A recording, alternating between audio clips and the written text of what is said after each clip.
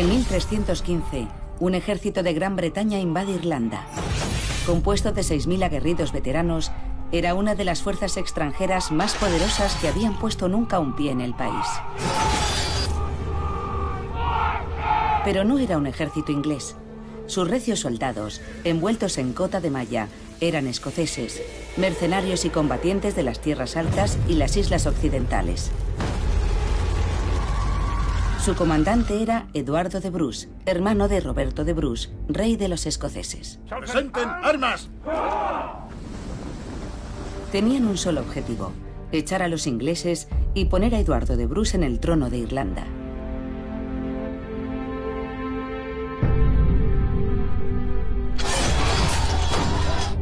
Era un plan ambicioso.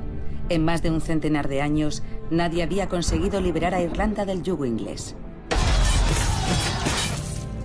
Esta es la historia de dos naciones celtas, una herencia común y una guerra olvidada que pudo haber cambiado el curso de la historia.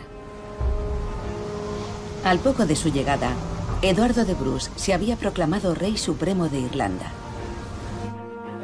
En un intento de forjar una alianza entre irlandeses y escoceses, Eduardo contó con el apoyo de Donald O'Neill, el poderoso rey de Tirón, para reclamar la corona. Los ingleses de Irlanda, los llamados anglo-irlandeses, estaban asombrados. El poderoso lord Ricardo de Vere había sido derrotado. Eduardo de Bruce, que ahora dominaba la mayor parte del Ulster, llevó a su ejército hacia el sur e invadió Leinster, atacando al mismo centro del poder anglo-irlandés.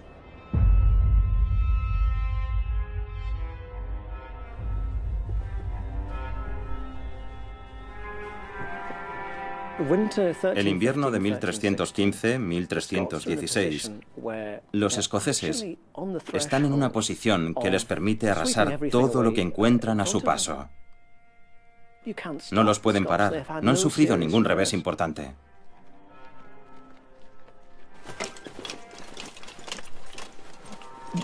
Cuando los Bruce invadieron Irlanda, prácticamente solo los apoyaron los irlandeses autóctonos, porque si algún miembro de la colonia inglesa se unía a los Bruce, se convertía en traidor. Por tanto, no recibieron casi ningún apoyo de los anglo-irlandeses. En gran medida se convirtió en una guerra entre los ingleses de Irlanda y los irlandeses autóctonos, y ellos solo tenían el respaldo de los irlandeses autóctonos.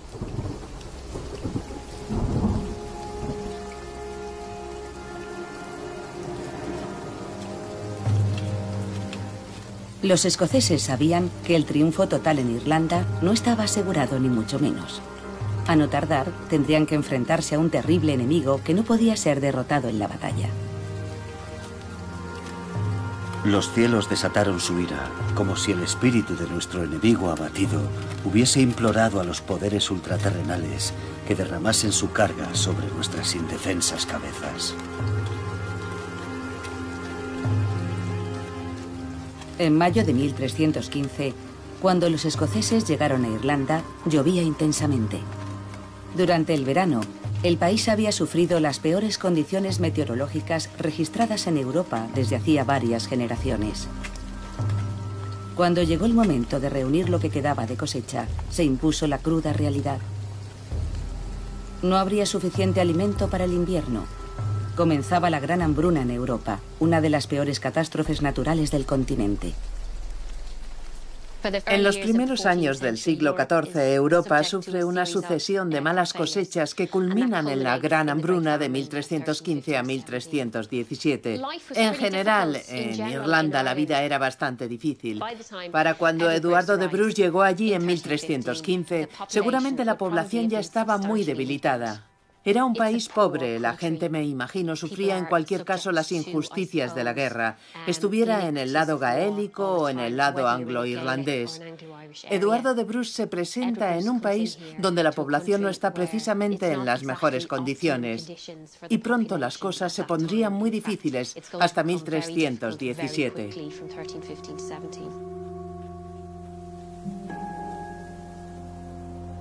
Había un gran padecimiento en todo el territorio irlandés.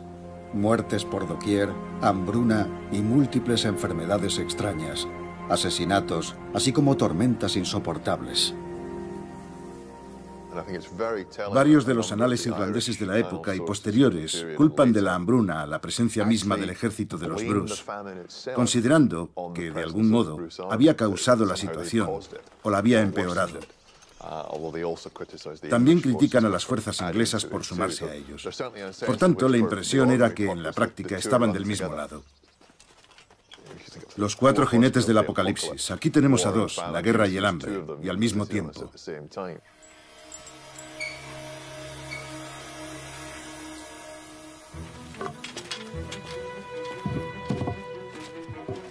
En los primeros meses de estancia en Irlanda, es evidente que Eduardo de Bruce reúne grandes cargamentos de provisiones y bienes saqueados y los envía a Escocia.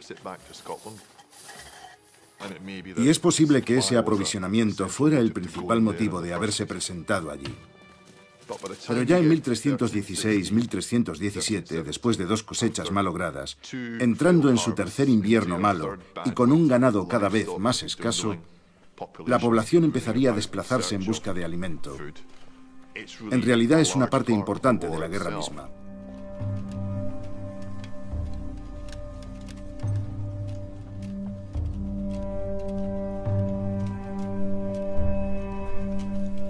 No dejamos otra cosa que el fruto de un desierto carbonizado, que ahora era la amargura del polvo y las cenizas. Y en su aflicción comenzamos a ver la mano de Dios extendida para castigar el pecado. La hambruna y la enfermedad esperaban no ser invitadas mientras el oprimido buscaba un protector, y no había ninguno.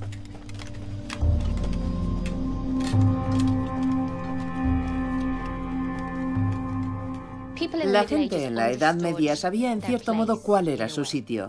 Así era como funcionaba el sistema. Si uno nacía pobre, solo podía aspirar a una vida mejor en el más allá del paraíso. Eso era lo que les vendían, los mantenía en su sitio. El mundo se regía por esos patrones. Estaban los que trabajaban, los que rezaban y los que luchaban. Y donde uno había nacido, ahí se quedaba. Era algo aceptado. Había una especie de fatalismo sobre el sitio donde uno nacía. Imperaba la idea de que eso era lo que a uno le había tocado en suerte y tenía que aceptarlo. En cierto modo, uno estaba siendo castigado a través del sufrimiento por ciertos pecados no especificados que uno u otra persona había cometido en el pasado. Esa era la visión del mundo. Así se interpretaban las catástrofes como la invasión de los Bruce, la hambruna o la peste negra que llegó no mucho después. Al término del año 1315, Eduardo de Bruce hacía campaña en las tierras altas irlandesas. Estaba a muchos kilómetros de su base en el Ulster y su prioridad era buscar alimento y refugio para su ejército. Pero la población local estaba sufriendo los efectos de la guerra, un escenario cada vez más habitual. La idea no es tanto embarcarse en batallas propiamente dichas como tomar una falange, un nutrido grupo de hombres, conducirlo a través de un territorio y arrasarlo. Destruir todo lo que pudiera ayudar a los residentes tras su paso. Así conseguían matarlos de hambre. La cabalgada se ha descrito como ejemplo precoz de guerra total, porque ataca a mujeres y niños tanto como a hombres. Sospecho que algo así tenía en mente Eduardo en Irlanda. He estado examinando un ejemplo de ataque a un asentamiento a las afueras de Slane, en el condado de Meath. Hay un apartado donde dice que 80 hombres, mujeres y niños fueron asesinados en un ataque de los Bruce. Por tanto, ya solo con ese dato podemos imaginar lo tremendamente salvaje que fue. Fue un ataque sin cuartel. Este era un pueblo en una zona tomada por los ingleses. Lo que sucede en realidad es que incluso en un país tan acostumbrado a la crueldad de la guerra, lo que estaba haciendo Eduardo de Bruce llega incluso a sorprender a la población por su ferocidad.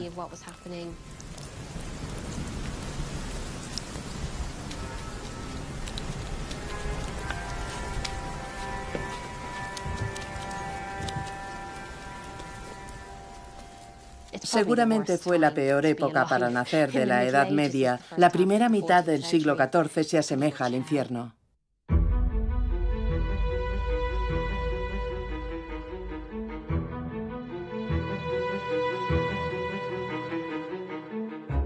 Asoladas por la hambruna, muchas zonas fueron abandonadas. Localidades enteras desaparecieron en aquella época, como Ardray, cerca de Azai. Este lugar, en tiempos un próspero asentamiento, fue abandonado en el siglo XIV. En la excavación de un cementerio se recuperaron más de 1 millar de esqueletos. Algunos databan de la época de la invasión de los Bruce.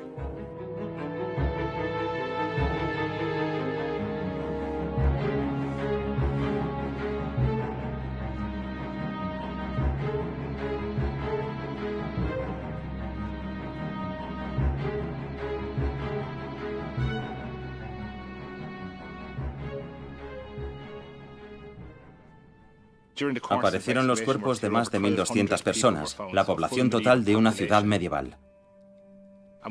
Y sabemos que esta tierra es atravesada por el ejército de los Bruce, porque recorren Azai y las zonas circundantes, y por tanto era una zona afectada por la guerra.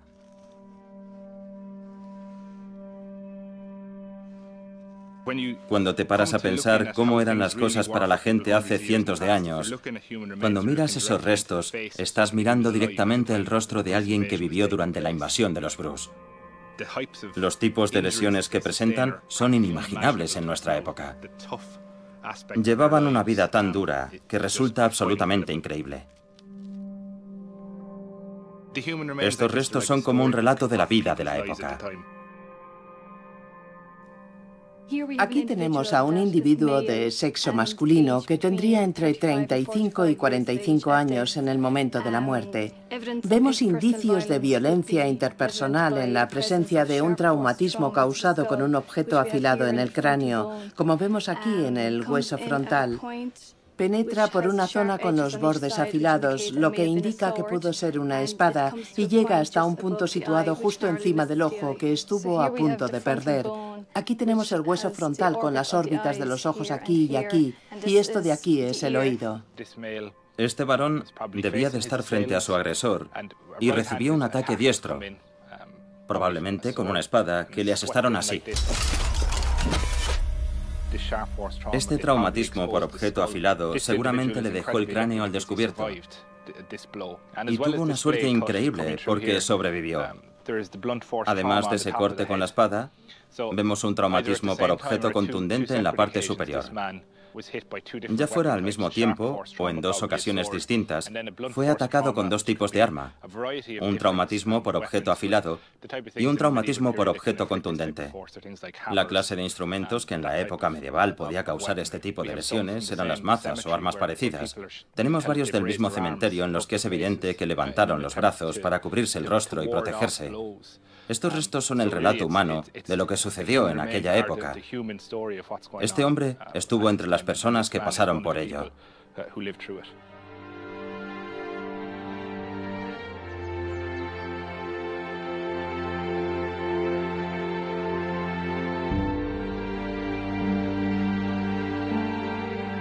A unos cuantos kilómetros al noreste de la extinta localidad de Ardray, hay un gran promontorio artificial, la Mota de Arskal. Hoy está cubierto de árboles, pero en el siglo XIV tenía un aspecto muy diferente. En enero de 1316, los lores anglo-irlandeses reunieron aquí un gran ejército dirigido por Edmund Butler, representante del rey inglés en Irlanda. Sabían que el ejército escocés estaba cerca y estaban decididos a destruirlo. El arqueólogo experto en campos de batalla, Tony Pollard, sigue el rastro de Eduardo de Bruce y el ejército escocés en su avance a través de Irlanda.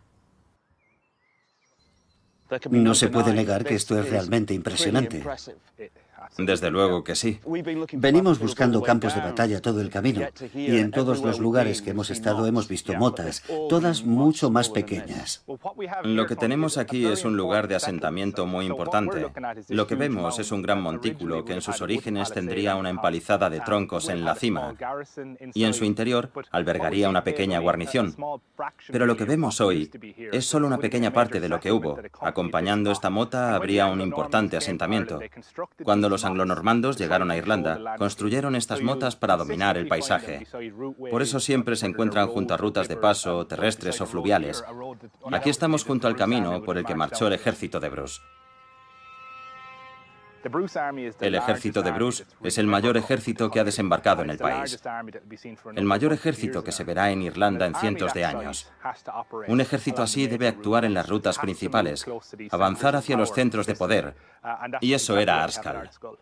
Bueno, son como castillos, pero de bajo coste. Una solución rápida para controlar el territorio cuanto antes.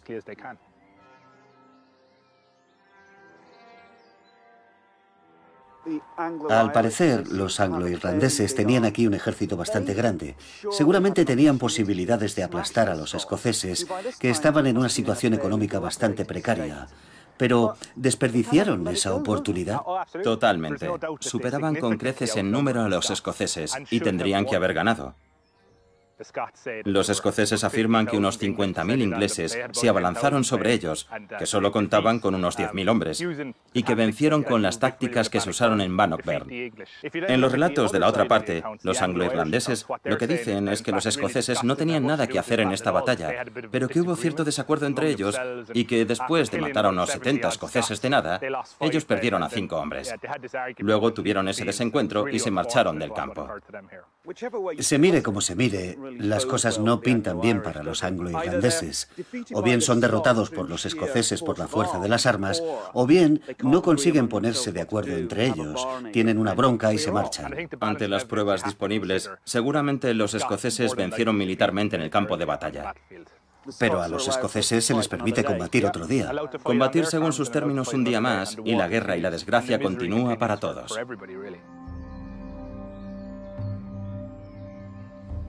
Arscall fue una oportunidad perdida para los anglo-irlandeses. Edmund Butler había desperdiciado su mejor oportunidad para aniquilar a Eduardo de Bruce, y ahora Dublín estaba expuesta al asalto de los victoriosos escoceses. No obstante, en los días que siguieron a la batalla, se vieron atrapados en la denominada niebla de la guerra. Esa nube de incertidumbre cuando un ejército no está seguro de su propia capacidad ni de las intenciones de su enemigo. Los escoceses estaban hambrientos y agotados. Eduardo de Bruce sabía que no estaban en condiciones de atacar la ciudad más importante de Irlanda.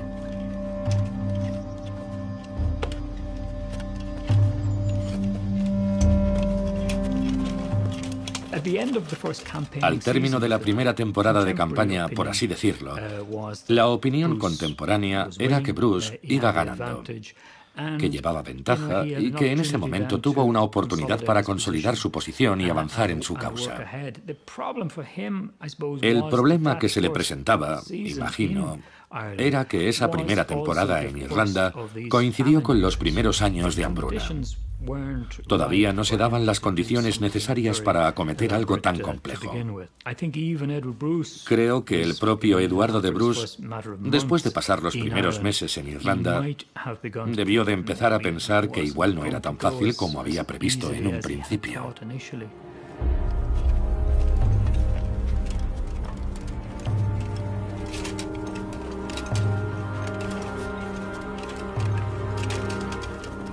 A los escoceses no les quedó más remedio que emprender la lenta y dolorosa marcha hacia el norte con destino a su base en el Ulster. Habían agotado prácticamente sus provisiones y los hombres empezaban a morir de hambre.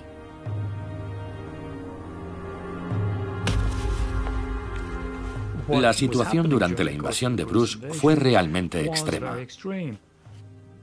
Según los relatos de la época, la desesperación era tanta que en algunas partes de Irlanda se empezó a practicar el canibalismo. Se contaba que algunos estaban tan trastornados por el hambre que habían sacado los cadáveres sepultos de los cementerios. Los habían asado en hogueras y se los habían comido. Y que mujeres desfallecidas habían devorado a sus hijos. Eran tiempos muy difíciles y pienso que el momento elegido fue terrible desde el punto de vista de los escoceses.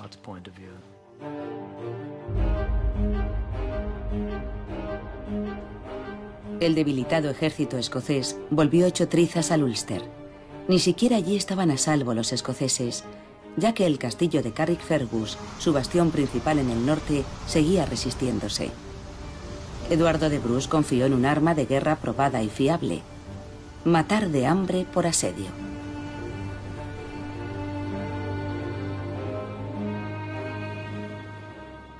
Los escoceses no necesitan una complicada maquinaria de asalto ni emprender ataques constantes. Solo tienen que esperar sentados en sus campamentos de asedio y dejar que la naturaleza siga su curso. Aunque es un conflicto increíblemente brutal, no es de los que conlleva lanzar grandes proyectiles al interior. Consiste simplemente en dejarlos atrapados. En un momento dado, los escoceses mandan emisarios al castillo para negociar y son tomados prisioneros por la guarnición. Y empiezan a correr los rumores de que esos hombres han sido devorados por la guarnición por el hambre que tienen. Pero hacia finales de julio y agosto de 1316, poco más de un año después del inicio del asedio, el castillo abre sus puertas, Eduardo de Bruce toma el control.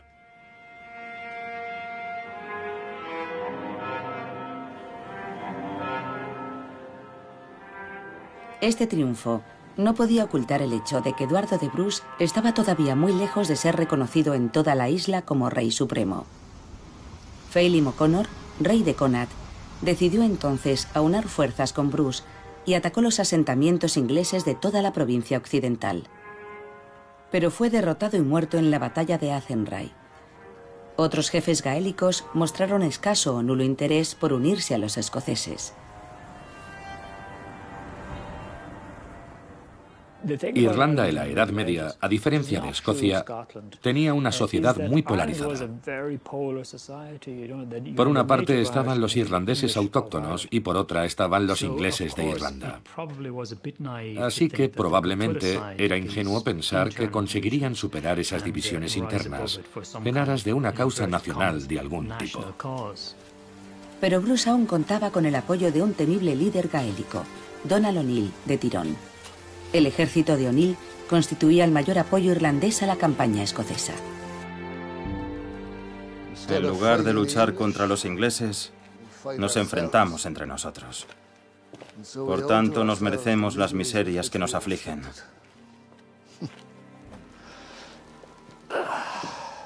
Degenerados y manifiestamente indignos de nuestros antepasados. Gracias a su valor y sus espléndidas hazañas, la raza irlandesa de todas las épocas pasadas pudo preservar nuestra libertad. Debemos mantener la armonía en el hogar. Debemos afrontar esta guerra con nuestras fuerzas unidas si queremos recuperar nuestra libertad. Sí se desprende la idea de que se veían a sí mismos como irlandeses diferenciados. Irlanda sigue siendo un país muy dividido durante la mayor parte de la Edad Media. Esa es la tragedia, que no sumarán fuerzas y trabajarán juntos. Eso no sucedió.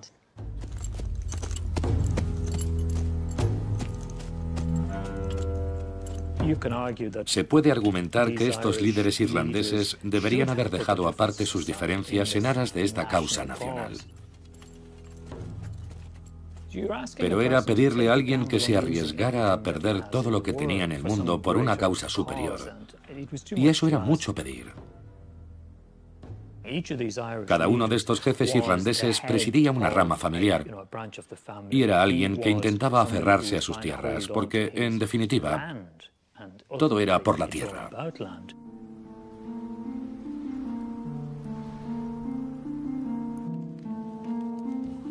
La campaña de Eduardo de Bruce estaba perdiendo fuelle. Necesitaba refuerzos y provisiones desesperadamente para su ejército mermado y debilitado. Y solo había un hombre que pudiera brindarle esa ayuda. En septiembre de 1316, Eduardo viajó hasta Fife para ver a su hermano, el propio rey de Escocia, Roberto de Bruce.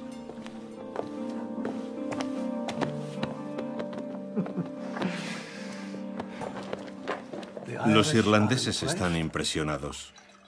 El gobierno está asustado por la brecha que se ha abierto tan rápidamente en el corazón de la influencia inglesa, y aún así no marchaste sobre los muros de Dublín. ¿Por qué? Tenía las manos atadas. La hambruna y el cansancio habían dejado exhaustos a los hombres que me quedaban. Y continuaba el sitio de Carrickfergus. Eran dos frentes. Y seguí tu consejo, no exijas lo que tus fuerzas no te permitan reclamar. Tendrán que enfrentarse a la ira de dos reyes para convencerles de su lealtad. Haz acopio de provisiones, refuerza a tus hombres y prepárate para la guerra. Siempre era Eduardo de Bruce a quien veíamos en primera línea en esta invasión de Irlanda. Y de hecho, el biógrafo contemporáneo John Barbour, que escribió un extenso poema sobre él en el siglo XIV, relata que Eduardo es un tanto alborotador, y por eso Roberto busca librarse de él. Pero yo pienso que había otras razones para ello. Todos los testimonios contemporáneos indican que Roberto y Eduardo estaban muy unidos. Eduardo era la mano derecha de Roberto. Es posible que Eduardo estuviera impaciente por demostrar que él era el digno sucesor, el digno candidato a suceder a Roberto de Bruce. Eduardo pudo haber pensado, si voy a ser el próximo rey de los escoceses, tal vez deba demostrar que tengo el temple que hace falta para serlo, porque debía de sentirse un tanto eclipsado por Roberto. El hilo conductor de toda esta historia es la relación entre ambos hermanos, Roberto y Eduardo. Y es una relación a la que pienso que no se le ha prestado la atención que merece. Se han dado algunas cosas por sobreentendidas y algunas están muy equivocadas. Una sería que Roberto quería quitar del medio a su hermano porque era una amenaza para él. Pienso que es una estupidez. Roberto envió a su hermano a Irlanda porque confiaba en él. Y no creo que encaje con la idea de que la relación entre Eduardo y Roberto fuera sospechosa o difícil.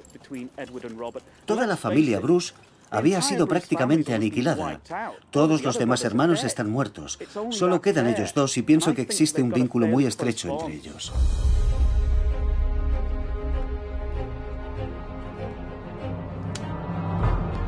El rey Roberto llegó así a Irlanda. Y cuando llevaba 3 días en Carrickfergus, consultaron y decidieron que, con todos sus hombres, continuarían su marcha por toda Irlanda, de extremo a extremo.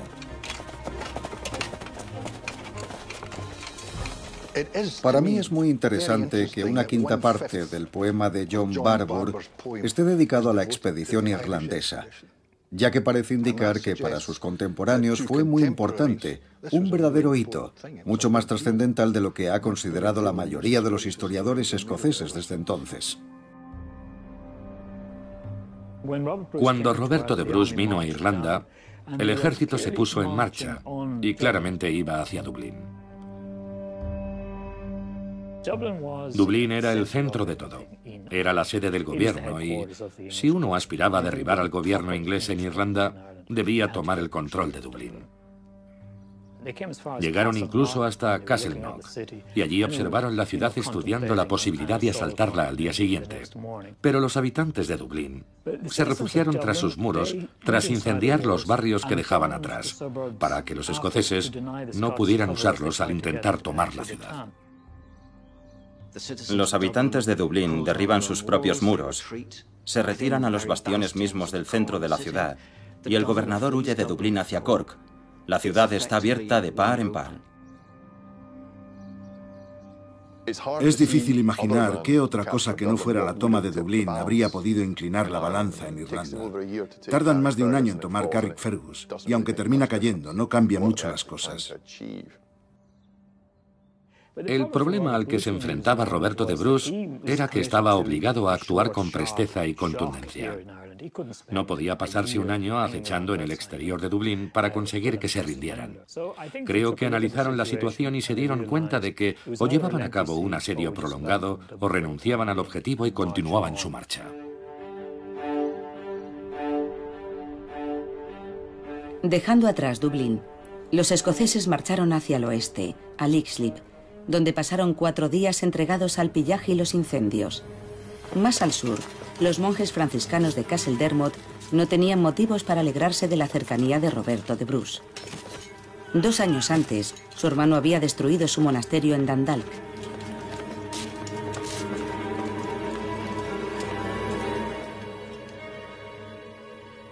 A lo largo de toda la campaña, los escoceses habían considerado legítimos objetivos las órdenes religiosas, porque se las acusaba de haber cometido atrocidades contra los irlandeses autóctonos.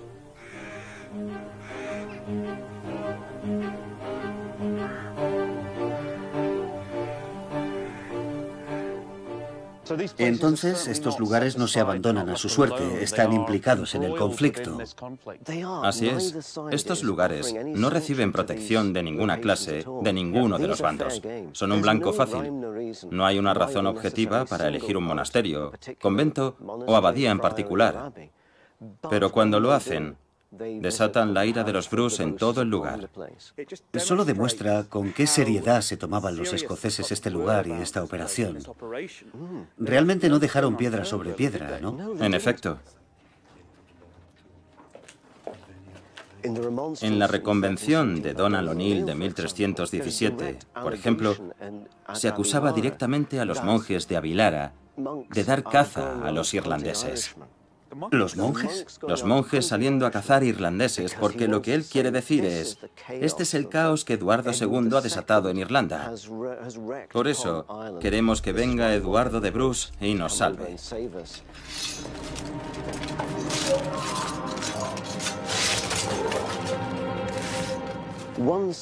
Un bando acusa al otro de los crímenes más abyectos que uno pueda imaginar. Lo que estamos viendo es la guerra total, donde no hay nada sagrado. Se han dicho tantas tonterías sobre Braveheart, pintando a los escoceses como pobres desvalidos frente al agresor inglés.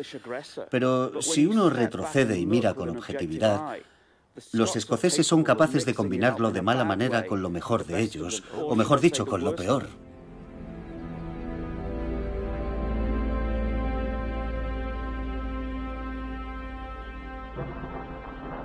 El ejército de Bruce se abre camino hasta el corazón de Irlanda, dejando a su paso un rastro de brasas candentes y tierra asolada.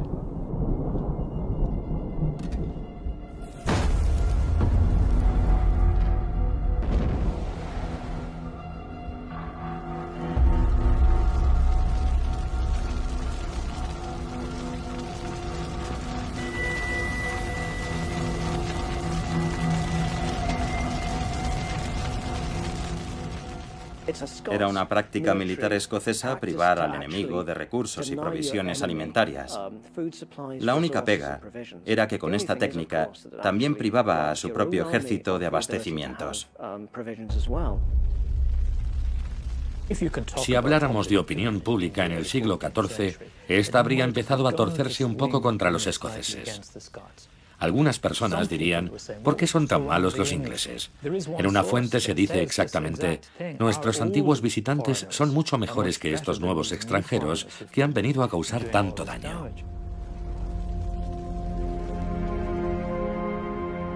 No hay más que ver la campaña.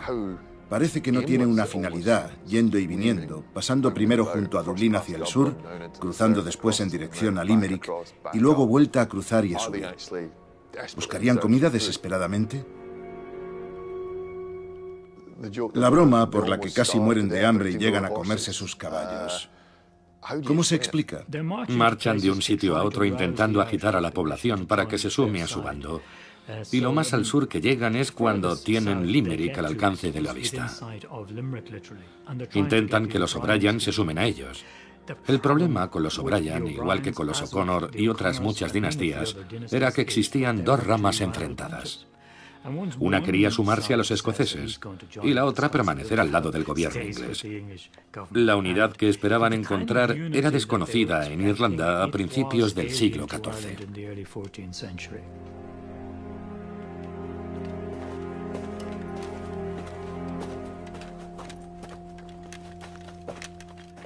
La traición acecha sin pudor en Irlanda, también en medio de la nobleza. ¿Y ahora qué, Roberto? Nunca exijas lo que tus fuerzas no te permitan reclamar. Retirada, a Carrickfergus.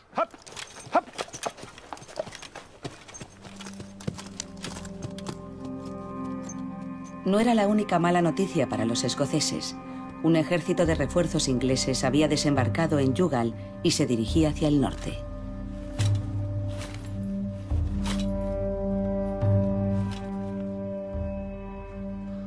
Esa campaña es la que cabe cuestionar llegado el momento. El rey de los escoceses, su hermano, el supremo rey de Irlanda, y el hombre destinado a custodiar el reino escocés si ambos mueren, Thomas Randolph.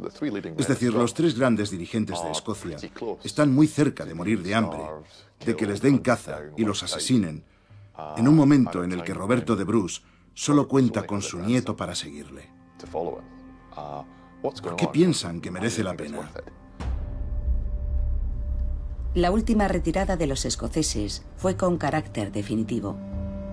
Roberto debía volver a Escocia, ya que los ingleses amenazaban con volver a invadirla. En mayo tomó un barco hacia su tierra natal. Irlanda les lleva a intentar abarcar demasiado, y por más que se propongan una política de dos frentes, solo pueden dominar uno eficazmente. Sospecho que, al cabo de un tiempo, los ingleses se dan cuenta de eso. Comprenden que, a menos que Eduardo de Bruce se comprometa a tomar de verdad algún lugar como Dublín, no conseguirán inclinar la balanza.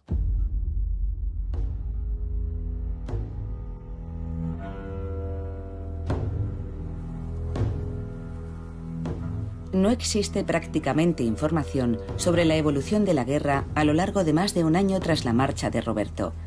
Parece que durante muchos meses los escoceses, los irlandeses y los anglo-irlandeses se abstuvieron de continuar los combates. Quizá todos los bandos necesitaban recuperarse después de casi 3 años de guerra y hambruna.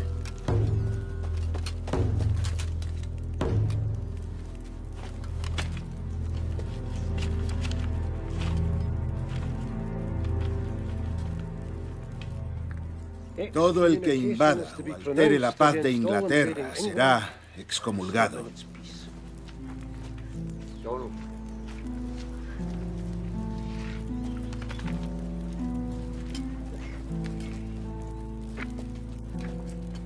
Vuestro hermano puede permitirse desafiar al Papa, pero si el cielo descarga su ira sobre mí y los míos, ¿qué será de nosotros?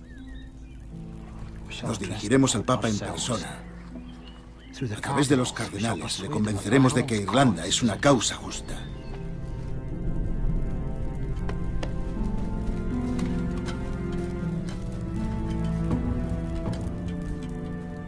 En 1317, O'Neill y otros líderes gaélicos enviaron una carta al Papa Juan XXII, la llamada Reconvención de los Príncipes Irlandeses. En ella explicaban por qué habían apoyado a Eduardo de Bruce contra los ingleses. De aquel tiempo en que los ingleses cruzaron las fronteras de nuestro reino con aviesa intención, con toda su fuerza y usando las destrezas que dominaban, tratando de destruir a nuestro pueblo y aniquilarlo del todo, por causa de las lesiones citadas y de incontables más que no son de fácil asimilación para la comprensión humana, nos vemos obligados a entrar en una guerra letal con ellos. En la reconvención se afirma que Donald O'Neill tenía el apoyo de un gran número de obispos irlandeses, y seguramente era verdad, porque si repasamos el texto vemos que su importancia reside en que fue enviada al Papa que estaba en Aviñón. Así que debe invocar algo que le permita ganarse su favor. Decide recordarle que los ingleses vinieron a Irlanda con el permiso del Papa Adrián IV y que parte de esa misión tenía como fin la reforma de la Iglesia irlandesa. Aunque en la reconvención se afirma que sucedió lo contrario, que la perjudicaron. Por tanto, intenta hacer un llamamiento eclesiástico para que el Papa se ponga de parte de los irlandeses contra los ingleses, justo cuando Bruce intenta al mismo tiempo en Escocia que el Papa se ponga de parte de los escoceses en contra de los ingleses. Para conseguir nuestros objetivos más rápidamente, solicitamos que viniera en nuestro socorro el ilustre Eduardo de Bruce, conde de Carrick, y hermano de Lord Roberto, el más ilustre rey de los escoceses y heredero de nuestros más nobles antepasados. En su redacción, la reconvención se parece sospechosamente a la declaración de Arbroath, que la Iglesia y la nobleza escocesas enviarían al Papa 3 años después. Historiadores irlandeses y escoceses detectan en la reconvención la mano que estuvo detrás de la declaración de Arbroath. Que aquello era obra de la Cancillería de Bruce, un documento de propaganda, si se quiere, no cabe ninguna duda. Pero señalan muchos puntos parecidos. Los irlandeses habían gobernado durante siglos sin ser conquistados por un extranjero. Exactamente como decían los escoceses en su declaración. El rey inglés se presentó como amigo, pero los traicionó como un enemigo. Lo mismo que en Escocia. Desde entonces, los ingleses han reinado como tiranos en Irlanda, igual que Eduardo I y Eduardo II lo intentaron en Escocia. Por tanto, existe seguro una relación entre los dos documentos. Es un tema controvertido, pero si algo no es controvertido en la historia, no merece la pena hablar de ello.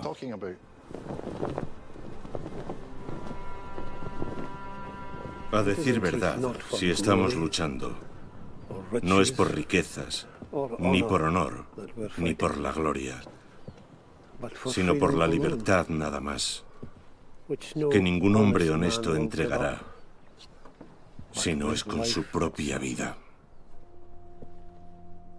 Pienso que ahí es cuando Bruce se inventa la llamada independencia escocesa. Bruce debió de darse cuenta de que mientras rindieran esa clase de lealtad a su clan y su familia, no sería posible construir un estado o una nación. Y pienso que fue cuando dijo, tenemos que darles algo superior, algo a lo que puedan aspirar. Los seguidores de Bruce enviaron una carta al Papa rogándole que influyera sobre Eduardo II para que reconociera a Bruce como legítimo rey de los escoceses y así poner fin a las terribles guerras. Le decían al Papa, si no lo hacéis, seréis responsable del derramamiento de sangre, y hacen dos pronunciamientos. Si Bruce decide someternos a nosotros o a nuestro reino al rey de los ingleses o a los ingleses, le apartaremos del trono y pondremos en él a alguien que sepa regir mejor nuestros destinos. Yo sostengo que se trata de la primera articulación de la teoría contractual o la monarquía contractual en Europa. Y a continuación declaran, mientras un centenar de nosotros continúe con vida, jamás nos rendiremos.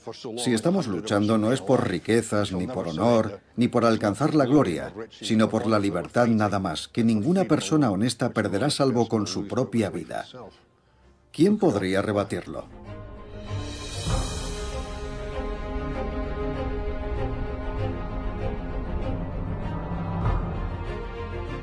Unos 450 años después, la Declaración de Arbroath inspiraría una de las más célebres afirmaciones de libertad, derechos humanos y autodeterminación que se han escrito jamás.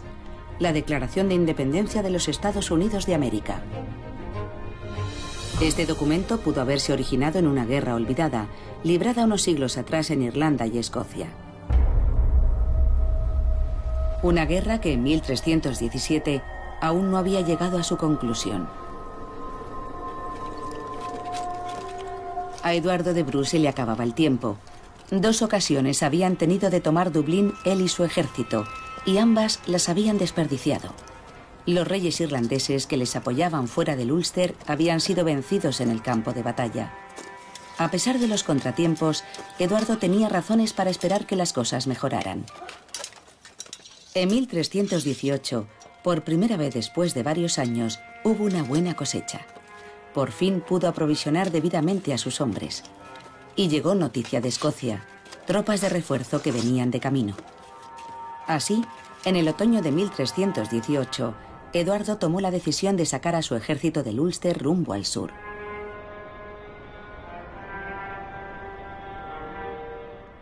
Roberto ha enviado refuerzos a Carrickfergus, y cabe preguntarse ¿por qué Eduardo decide de repente abandonar Carrickfergus antes de que el rey Roberto regrese?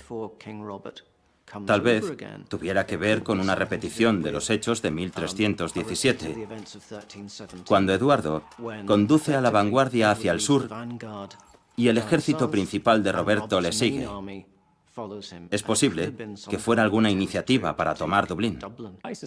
Si pusieron rumbo al sur en octubre de 1318 fue quizá porque tuvieron otra idea. Un último intento que pensaron surtiría efecto. Por tanto, los escoceses seguían abrigando esperanzas respecto a Irlanda. Y es posible que a esas alturas hubieran podido sacar un conejo de algún sombrero.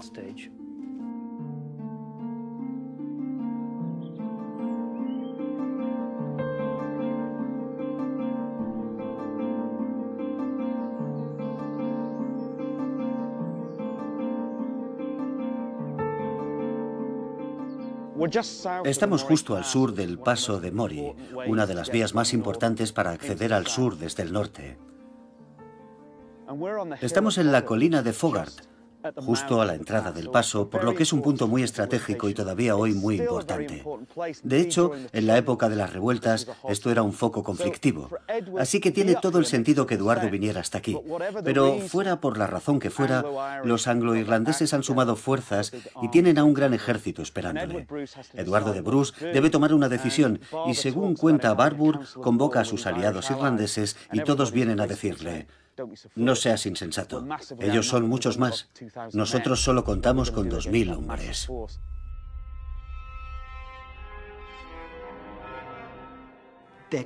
Es posible que Eduardo tuviera la intención de poner punto final a aquello. Es posible que una idea le rondara la cabeza, la necesidad de marcarse la misma clase de victoria que Roberto había conseguido en Bannockburn. Podría darse el caso de que Eduardo de Bruce fuera igualmente un tanto fanático y se precipitara al entrar en esta batalla, a pesar de que, según fuentes contemporáneas, venían más tropas de camino para servirle de refuerzo. Sin embargo, decidió correr el riesgo en la batalla. Los historiadores sitúan el campo de batalla en esta colina, que mira hacia la entrada del paso. En mi opinión, no tiene sentido. Es demasiado empinada para que los anglo-irlandeses posicionaran en ella su caballería. Si Eduardo de Bruce se hubiera situado aquí arriba, habría estado de cara a la ciudad, que al parecer era de donde procedía el enemigo, así que no tengo nada claro que este sea el campo de batalla. Para mí, que he visto muchos campos de batalla, realmente no tiene mucho sentido.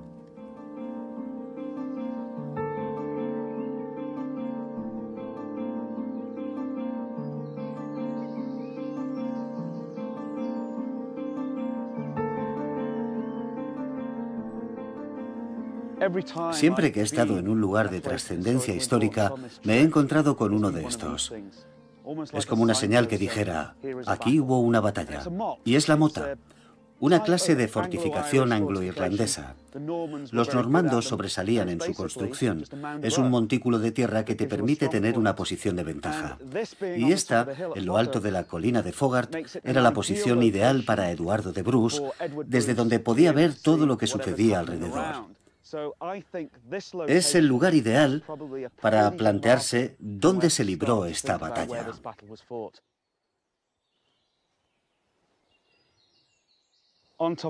Desde la cima de la mota, arriba de la colina de Fogart, tengo una visión muy nítida de la ciudad, pero no solo hay una buena visibilidad, sino que esta pendiente es mucho más suave. Por tanto, esta colina ofrece una posición mucho más ventajosa a Eduardo de Bruce, su ejército escocés y sus aliados irlandeses para entrar en combate, ya que sus hombres pueden descender con facilidad. Tienen la ventaja de la altura y al mismo tiempo pueden bajar de manera controlada, algo que no era posible desde el otro lado, mucho más empinado.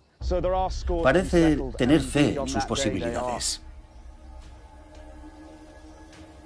Entonces, fuera de sí, Eduardo dijo: quien quiera ayudar, que ayude. Pero tened la seguridad de que yo voy a luchar, sin más dilación.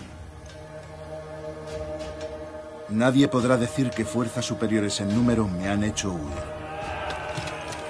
No permita Dios que se nos culpe por defender nuestra noble reputación.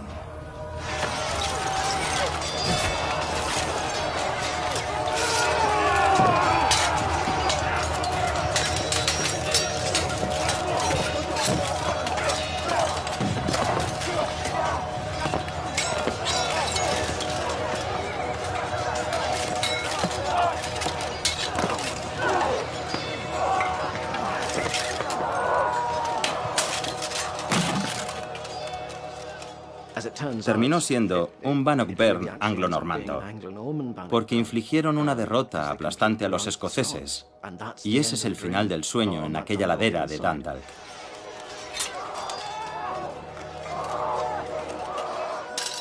Tendría que haber ganado esa batalla. El individuo que lideraba las fuerzas anglo-irlandesas no era particularmente sobresaliente. Se llamaba John de Bermingham. Dirigía una fuerza más bien local, formada principalmente por hombres del propio condado de Louth, aunque había algunos del condado de Meath. Desde luego, no era un inmenso ejército estatal, y presumiblemente intentaron adelantarse a los Bruce, a su llegada a Dundalk, donde podían causar un gran daño. Si hubieran vencido al ejército de Birmingham en Fogard, los escoceses habrían tenido bastantes posibilidades de establecerse aquí, con carácter permanente.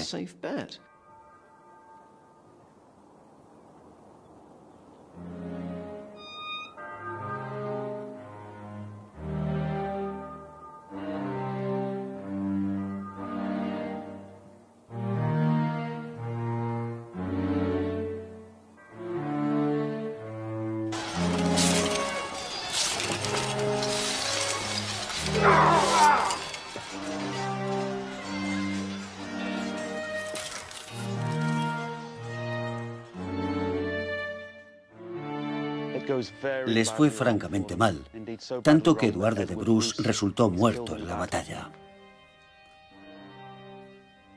Su cabeza fue separada de su cuerpo, metida en una caja con sal y enviada a Eduardo II como prueba de su muerte. También cortaron sus extremidades y las enviaron a distintos puntos del reino como demostración de que el temido Eduardo de Bruce había sido vencido. Si fue así como sucedió, esta no puede ser la tumba de Eduardo de Bruce, pero es un monumento apropiado. Marca el fin de la historia de Eduardo de Bruce, el fin de la invasión de Irlanda por los escoceses. 3 años y medio de guerra, dolor y miedo tocan a su fin, en algún lugar próximo a esta cima.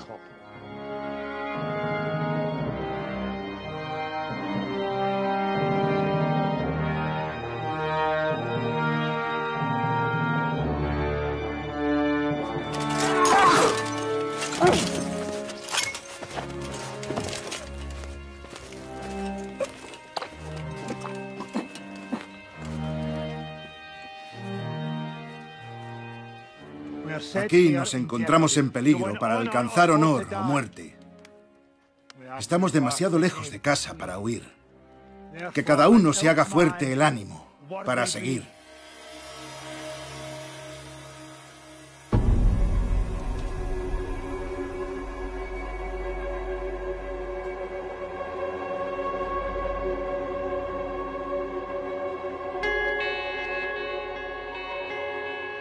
Para los irlandeses que simpatizaban con Bruce, las cosas cambiaron a peor. Los rivales de O'Neill, los O'Donnell, le atacaron y mataron a su hijo Soan. El propio Donald sobrevivió, pero su confianza en poder echar a los ingleses de Irlanda quedó hecha trizas. La guerra había terminado. Pienso que hay una parte en la que no le dicen la verdad al rey Roberto sobre el fracaso de la campaña en Fogard. Creo que era por decisión de su hermano, Eduardo. Él pagaba el pato por lo que ocurría allí. Hasta es posible, a tenor de las escasas pistas que encontramos en su correspondencia, que fuera porque comprendía a los irlandeses y simpatizaba con ellos, mientras que Eduardo no. Eduardo no sabía realmente cómo tratarlos. Si uno lo piensa, no parece muy normal que un tipo se plante de repente en la costa irlandesa y diga: «Vengo a ser vuestro gran rey». Ellos le dirían: «¿Y tú quién eres?». Roberto de Bruce debió de pensar que, si él hubiera dirigido la expedición, el resultado hubiera sido distinto. Probablemente Barbour relató los hechos con toda la precisión de que era capaz cualquier fuente medieval, pero no hay que olvidar la diversidad de objetivos que tiene en mente y que su prioridad principal es encumbrar a Roberto, no a Eduardo. Así que reconoce a Eduardo su valentía y coraje, pero no necesariamente alaba su sentido común. Siempre es Roberto quien aparece como la cabeza sensata, lo cual pienso que es injusto para Eduardo, pero así es como John Barbour nos lo pinta. Más adelante se acusará a Eduardo de Bruce de cabezota, irascible y excesivamente ambicioso. En parte, seguramente se debe a un distanciamiento posterior de los escoceses, de Roberto I, respecto a los errores de su hermano.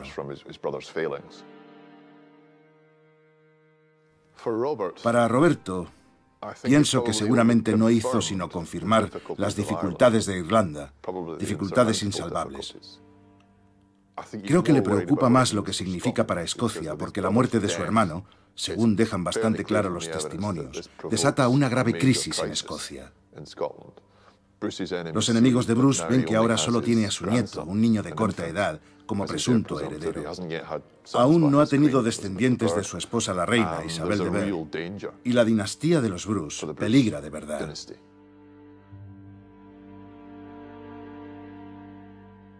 Pero la sombra de la desgracia pareció disiparse.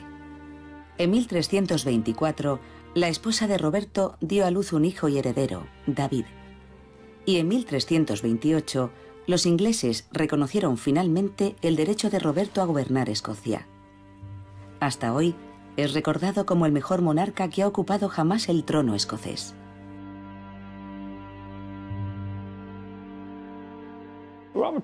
Roberto de Bruce se había pasado toda su vida yendo y viniendo de Irlanda. Estando en su lecho de muerte, según una fuente contemporánea, estaba tan enfermo que casi no podía mover la lengua. Sin embargo, en los últimos años de su vida, dispuso su traslado a Irlanda en un par de ocasiones. Eso demuestra que el vínculo de Bruce con el Ulster, en particular, era algo permanente. Formaba parte de sus orígenes y de la vida familiar. Si uno pretende entender la invasión de Bruce, no debe verla en los simples términos de una interacción prolongada entre Irlanda y Escocia en la Edad Media, sino en el contexto de los lazos familiares que existían entre los Bruce y algunos habitantes del extremo nororiental de Irlanda. Este periodo no ha sido debidamente considerado en la práctica, salvo en algunos ámbitos muy particulares y especializados. Y ese hecho en sí es interesante, porque el potencial que habría podido tener es escalofriante. La idea de tener un reino irlandés, aunque fuera con ascendencia escocesa, en fin, no podemos ni imaginar qué consecuencias habría tenido en los siglos venideros. Pero durante un breve periodo, los escoceses sin duda tuvieron un reino en Irlanda.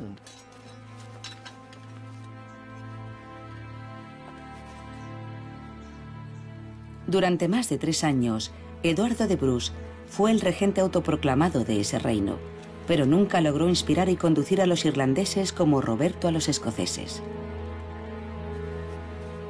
Irlanda aún era un país dividido, y lo seguiría siendo.